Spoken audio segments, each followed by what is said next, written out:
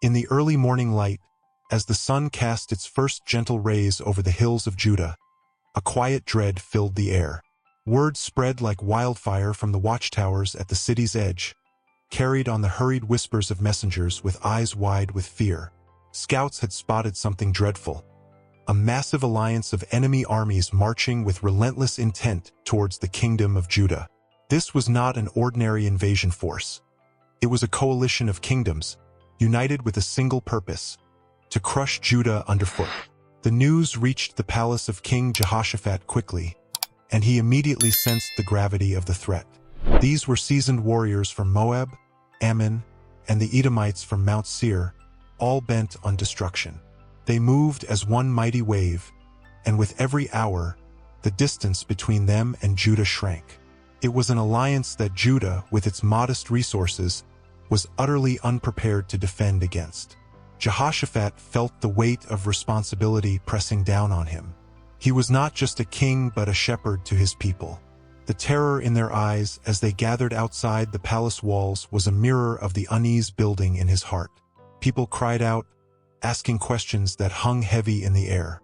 How will we survive? Will our homes be destroyed? What will happen to our families? Standing on the palace balcony, Jehoshaphat looked over his people. He could feel the chill of fear radiating from them, and he understood their desperation, for he felt it too. No defenses were strong enough, no army vast enough to stop the advancing forces that darkened the horizon. But Jehoshaphat, though filled with the same fear, was a man of faith. He knew that in moments of great darkness, true strength was found in the Lord. As he scanned the crowd, he could see the weariness on the faces of the elders, the anxious glances of the mothers clutching their children, and the firm set of the men's jaws as they prepared to defend their families against impossible odds. All around him, the dread was palpable, but in the silence that followed, Jehoshaphat knew a decision had to be made. With a steadying breath, he called out to his people, "Do not be afraid, for we serve a mighty God. Gather yourselves and come to the temple. We will seek guidance, not from man's strength, but from the Almighty himself." And with those words, Jehoshaphat set a path forward that would forever change the fate of Judah. The people of Judah gathered as Jehoshaphat commanded, their faces still marked by fear but now joined by a faint hope as they moved toward the temple. The king himself led the way, stepping through the great stone gates, flanked by priests and elders, each one solemn yet determined. Together, they would turn to the only strength they knew could withstand such an impossible threat. Inside the temple, a hush fell over the assembly. Jehoshaphat, with his royal robes sweeping the ground, knelt before the altar, a gesture that spoke louder than words. This was not a moment for the strength of kings or the might of armies. It was a moment to lay bare every fear and every plea at the feet of the Almighty. As he bowed his head, the people followed, young and old, warriors and children alike, all united in their desperate need. Jehoshaphat's voice rose in the silence, steady and filled with emotion. "O Lord, God of our ancestors, are you not the God who is in heaven? You rule over all the kingdoms of the nations. Power and might are in your hand, and no one can withstand you." His words echoed through the temple, carried to every corner as if to remind the people of the God they served. He spoke of the promises God had made to Israel, of his faithfulness to their ancestors, and of the times he had delivered them before. Then, his voice softened, filled with the weight of his people's anguish. "Here we are, standing before you in this place your name dwells, in this house built for your glory. We face a vast army that seeks our ruin. We do not know what to do, but our eyes are on you." The people listened, hanging on every word, and in that moment, something remarkable happened. The fear that had gripped their hearts began to release its hold. As the king's words filled the air, there was a collective lifting of spirits, a shared understanding that they were not alone, that the God of Israel was still with them, still able to rescue them, even now. They continued to pray together, a nation humbled and laid bare, admitting their vulnerability and casting every ounce of hope upon God. Mothers wept as they clutched their children close. Men held their heads high with renewed determination, and the temple became a place of both solemnity and fierce expectation. The people of Judah knew that whatever happened next, they had placed their trust not in walls or weapons, but in the God who had always been their refuge. It was in that collective cry, in the unity of their prayer and fasting, that the first glimmer of victory began to take shape, not in the strength of their numbers, but in the power of their faith. As the people remained in deep prayer, the quiet atmosphere of the temple was suddenly broken by a stirring voice. It was the prophet Jehaziel, who stepped forward, his face lit with a divine intensity, his words resounding with authority. "Listen, all Judah and inhabitants of Jerusalem, and King Jehoshaphat. This is what the Lord says to you. Do not be afraid or discouraged because of this vast army. For the battle is not yours, but God's." The people froze, hanging on to every word as Jehaziel continued, his voice unwavering. "Tomorrow, march down against them. You will not have to fight this battle. Stand firm, hold your position, and see the deliverance the Lord will give you." A powerful sense of calm washed over them, as if each heart had just been touched by a mighty hand. Jehoshaphat rose from his place, his face aglow with newfound courage and faith. He turned to his people, inspired, "Believe in the Lord your God, and you will be upheld. Believe his prophets, and you will succeed." A murmur of hope rippled through the crowd, and they began to prepare, not with swords or shields, but with the praises of God on their lips. The next morning, as dawn broke over the hills, the army of Judah assembled at the edge of their territory. But this was no ordinary army formation. At the front were not soldiers bearing weapons, but singers and musicians dressed in robes, their voices lifted in praise. Leading them, Jehoshaphat himself took his place, knowing the powerful significance of what was about to unfold. The air was filled with the sound of their song. "Give thanks to the Lord, for his love endures forever." It was a strange and wondrous sight, an army marching into battle with only the strength of their faith and the beauty of their song. With each step forward, they sang louder, their voices echoing across the hills, resounding through the valley where the enemy armies waited. And as they marched, something miraculous began to happen. The enemy forces, hearing the echo of praises coming from the approaching ranks of Judah, were seized with confusion. The Moabites turned on the Ammonites, and the Edomites, bewildered and afraid, began to fight among themselves. In a matter of moments, what had been a coalition of enemies became a battlefield of chaos and betrayal. From their vantage point, the people of Judah could see the enemy forces unravel before them, watching in awe as their adversaries destroyed one another. They had not lifted a single weapon, yet victory was unfolding before their very eyes. As the singing army of Judah approached the battlefield, they saw a sight that would remain etched in their memories forever. Where moments before there had been a formidable alliance of armies, now lay a valley scattered with silence. The lifeless bodies of their enemies sprawled across the ground. The air was still, with only the echoes of their praises lingering over the valley. Not a single enemy had escaped, not a single soldier of Judah had fought. The people of Judah stood on the hillsides, looking down in wonder and awe. The sheer magnitude of the miracle was overwhelming. Their hearts filled with gratitude as they realized the scale of what had just happened. God had fought their battle for them. What had seemed impossible, an army of overwhelming strength prepared to crush them, had been turned to nothing by the power of the Almighty. Jehoshaphat led his people down into the valley, their steps slow and reverent. Each one of them felt the weight of the divine intervention they had just witnessed. As they walked through the battlefield, the reality of God's deliverance became even clearer. There was no evidence of a struggle or any sign of Judah's involvement in the fight. Everything had unfolded exactly as the Lord had promised. The battle was not theirs, but God's alone. Jehoshaphat and his people could hardly contain their amazement.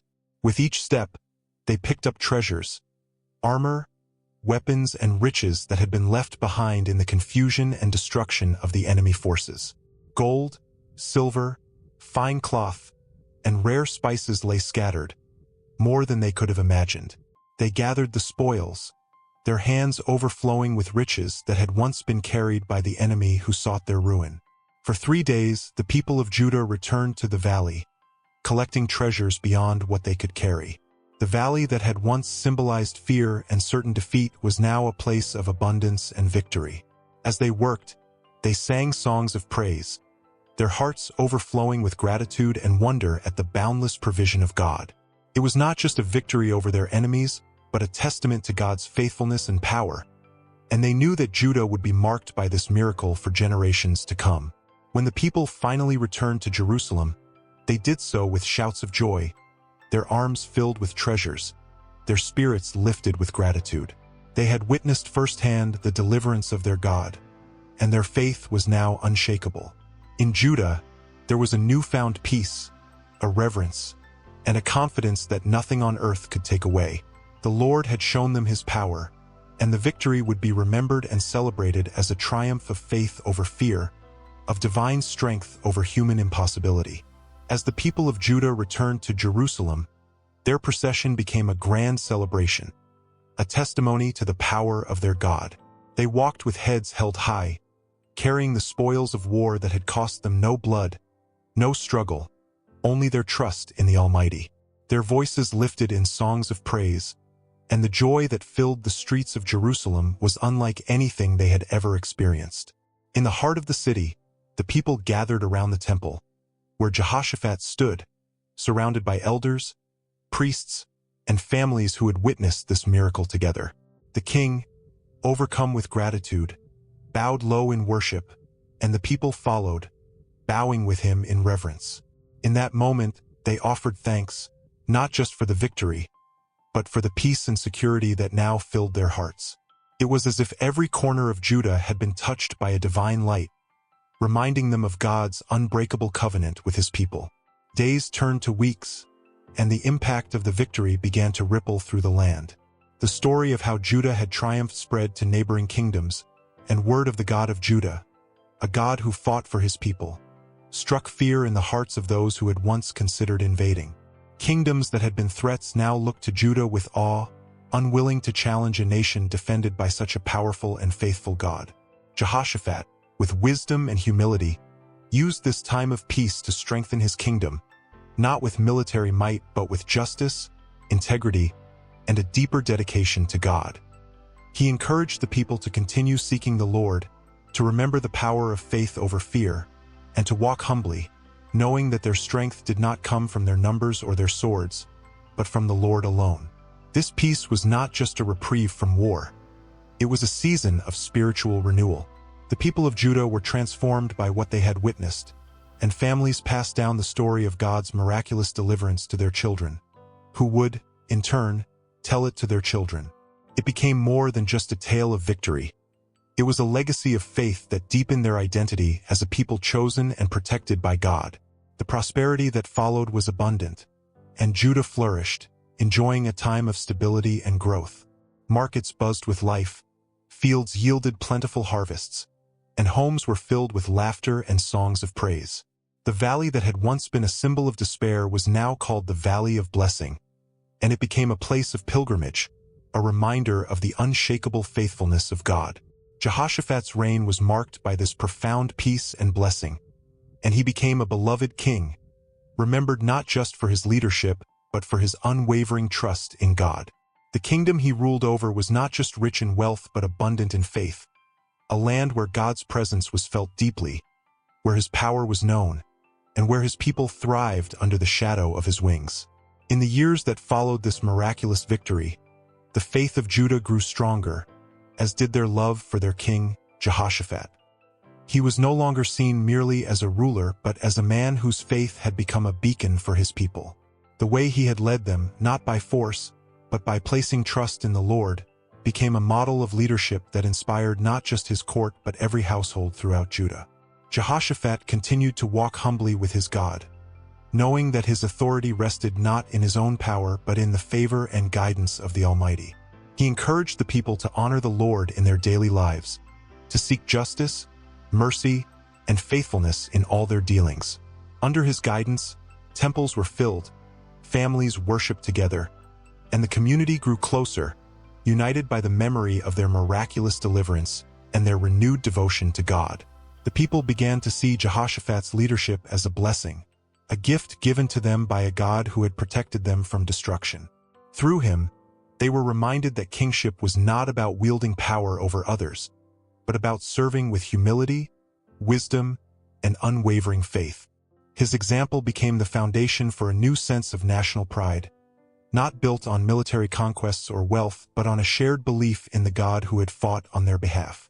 Under Jehoshaphat's reign, justice flourished. Courts were reformed, and judges were appointed who valued honesty and integrity, and the people felt the presence of a righteous hand guiding them. The high places of idolatry were torn down, and worship was centralized in Jerusalem, focusing the people's hearts on God alone. Families and communities came together to celebrate the feasts, to read the scriptures, and to remind one another of God's unfailing love. Jehoshaphat's faith continued to be the cornerstone of his rule, and through it, the kingdom enjoyed a lasting peace. His choices served as constant reminders of the lesson he had imparted during that fateful battle. Trust in the Lord, and you will be upheld. This phrase became a guiding principle for the nation, a reminder of the miracle that had saved them and the faith that had sustained them. In the evenings, parents would gather their children and tell them the story of the great battle, of the singers who led the army with praises instead of swords, and of the valley where their enemies had fallen without a single blow from Judah's hands. And as the children's eyes widened in wonder, they would hear their parents' soft, reverent words. "This is the God we serve, the God who fought for us." Through this, the legacy of Jehoshaphat's faith endured, not only as a historical victory but as a living testimony to the power of trust, unity, and worship. It was a legacy that would resonate in Judah for generations, marking the kingdom not just as a place of prosperity, but as a people bound by a covenant with a God who was, and always would be, their protector and their peace. The memory of the miraculous victory at the Valley of Blessing became a cornerstone in the hearts of Judah's people, shaping their worship, their lives, and their understanding of divine protection. This event was more than just a tale of triumph. It was a vivid reminder that their God was not distant but deeply involved in their lives, ready to act when they placed their trust fully in him. In the years that followed, the people of Judah grew in faith, carrying the profound lessons of that day with them. They had seen how praise and trust in God could triumph over any threat, and so their worship became filled with even greater fervor. Each time they gathered to sing, their songs rang out like the voices of those who had once stood at the front lines, singing before the Lord in full confidence of his deliverance. This spirit of worship didn't remain confined to the temple. It spread into every home, marketplace, and field. Songs of praise could be heard as people worked, children played, and families gathered for meals. It was as if the entire kingdom pulsed with an energy drawn from their shared experience of God's miraculous intervention. People spoke of the Valley of Blessing with reverence, their voices lowered as if speaking of a holy mystery, a place where the veil between the natural and the divine had been torn open. But more than just words, there was a transformation in how they lived. The people's relationships grew stronger, united by a common understanding of faith and trust. Conflicts between neighbors lessened as they remembered how God had fought for them, not because of their own worthiness but because of his unmerited grace. They saw one another with fresh eyes, each person a part of the family that God had chosen to rescue. Even in times of disagreement, they would recall that they were bound together as a people favored and protected by the Almighty. The Valley of Blessing became a place of pilgrimage, where families would travel to remember and honor what God had done. They would kneel in the valley, lifting their hands and voices in thanksgiving, celebrating not just a victory, but the steadfast love of a God who had never abandoned them. Parents would bring their children, recounting the day when the Lord had turned fear into joy and destruction into abundance. They walked through the valley, imagining the confusion of the enemy, marveling at the memory of a victory won without a single weapon raised. Jehoshaphat's leadership left a lasting mark on the people, instilling in them a deeper commitment to their faith. He would often join them in the valley, surrounded by families who brought offerings of thanks, lifting prayers of gratitude. The king himself would bow low, his voice mingling with the people's as they praised the God who had shown himself mightier than any earthly power. In this way, Judah's faith was not just a relic of the past but a living, breathing devotion woven into the daily lives of its people. Each time they passed through the valley of blessing or heard the story retold, they were reminded that their God was not only a God of past victories, but a present help, an ever-faithful protector whose love and power were boundless.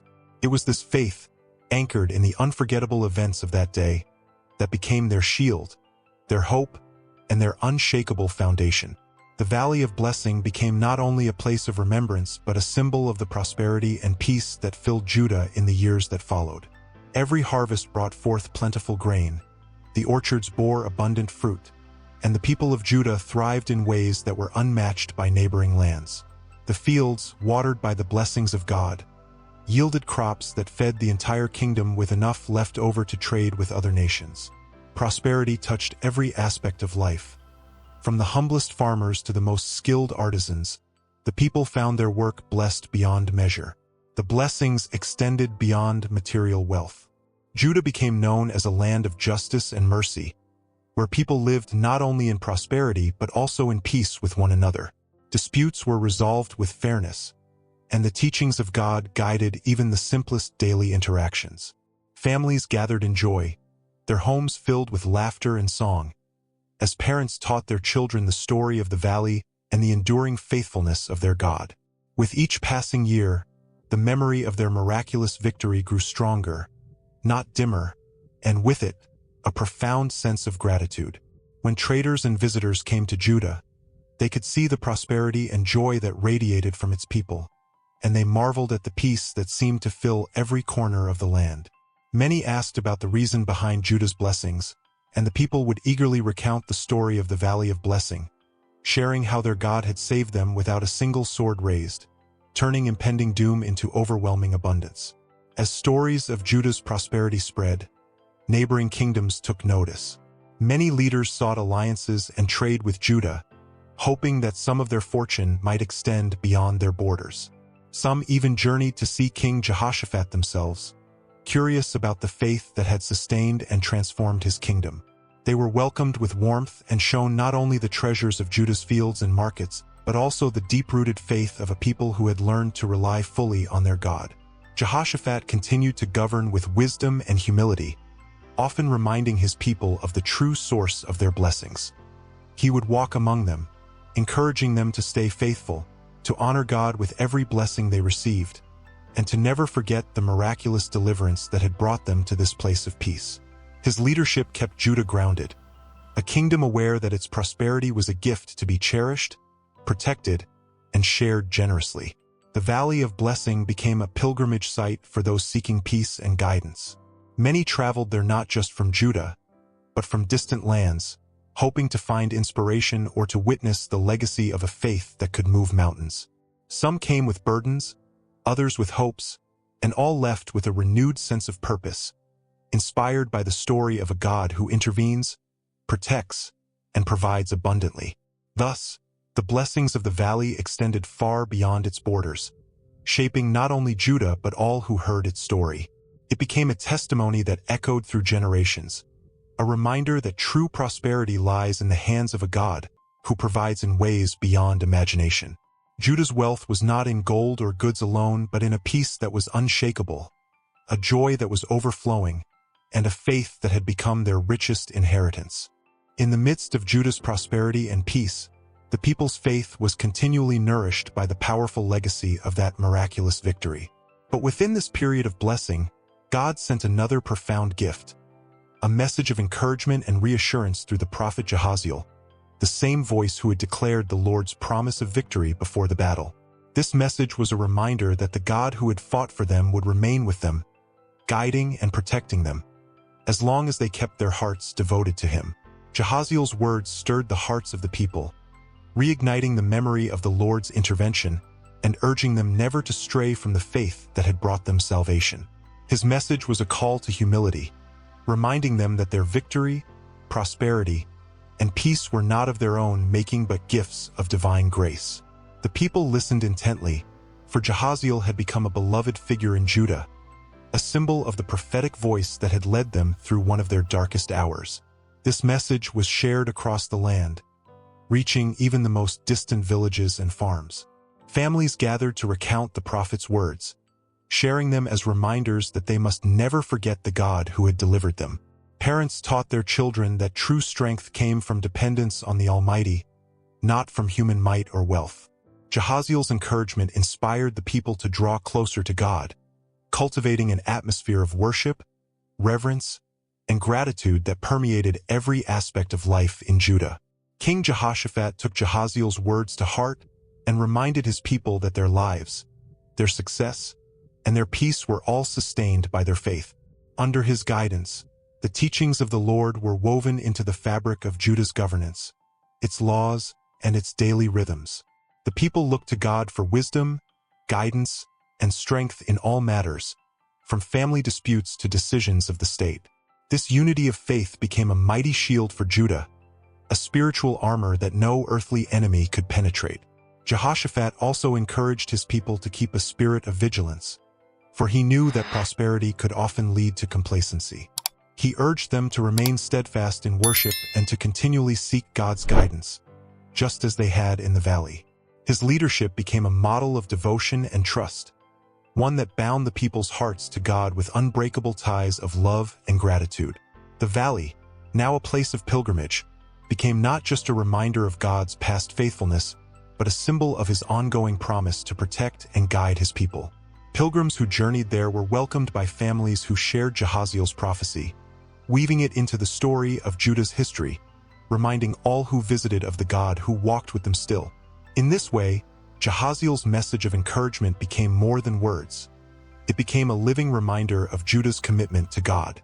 It was a call to vigilance, to a faith that did not waver, and to a gratitude that filled their hearts even as blessings continued to flow. Judah was fortified not by walls or weapons, but by a faith rooted deeply in the knowledge that God had delivered them once and would forever stand as their guardian and their guide. This divine promise was their strongest defense and their greatest treasure, a reminder that, with God at their side, Judah would remain unshakable, enduring, and blessed. With the words of Jehaziel still echoing in their hearts, the people of Judah found a profound transformation sweeping through their lives. The valley where God had intervened was not only a place of memory but a symbol of Judah's renewed spiritual journey, a place where hearts were awakened, faith deepened, and lives forever changed. The people were no longer the same. They had come to understand the power and presence of God in ways that surpassed mere stories and traditions. Now, faith was a tangible reality, alive and active in every soul.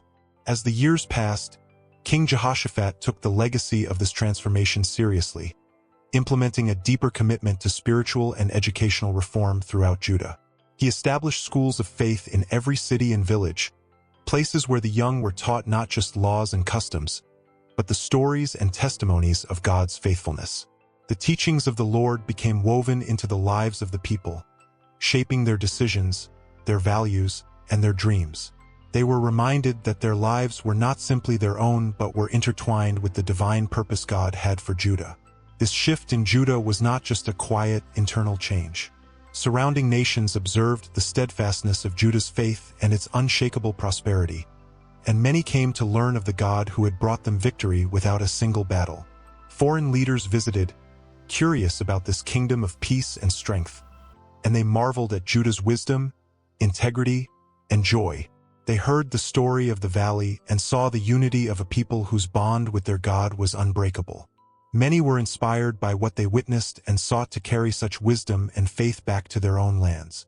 Within Judah, Jehoshaphat's legacy was celebrated as one of the purest examples of spiritual leadership. His commitment to justice, faith, and mercy defined his reign, and the people saw him as a shepherd rather than a ruler. His humility and devotion inspired other leaders, not just during his time but in generations that followed. The story of how he had led Judah through the Valley of Blessing was retold in gatherings, a legend that became a beacon of hope, showing how God's guidance could shape not just a kingdom, but every individual life within it. In temples and homes alike, the people gave thanks continually. Songs of praise became as much a part of daily life as work and rest. Festivals and gatherings often included recounting the miracle at the valley, encouraging each generation to walk in the same trust and obedience. The Valley of Blessing had not only brought them wealth but also the greatest riches of all: a living, breathing relationship with their Creator. They were reminded, time and time again, that God's presence was not confined to temples or altars. It was with them in every field, every street, and every home. The peace and unity that reigned in Judah became a model for all who heard their story. Jehoshaphat's life and leadership were honored by his people and remembered by all who came after him. He left behind a kingdom marked by more than prosperity. It was a place of faith, love, and divine purpose. Judah was a land where God's light shone brightly, a beacon to other nations and a testimony of what faith could accomplish. This legacy endured long after Jehoshaphat's reign, woven into the hearts of his people. The Valley of Blessing stood as a place not just of remembrance, but of renewal, a testament to the God who transforms, delivers, and remains faithful beyond measure.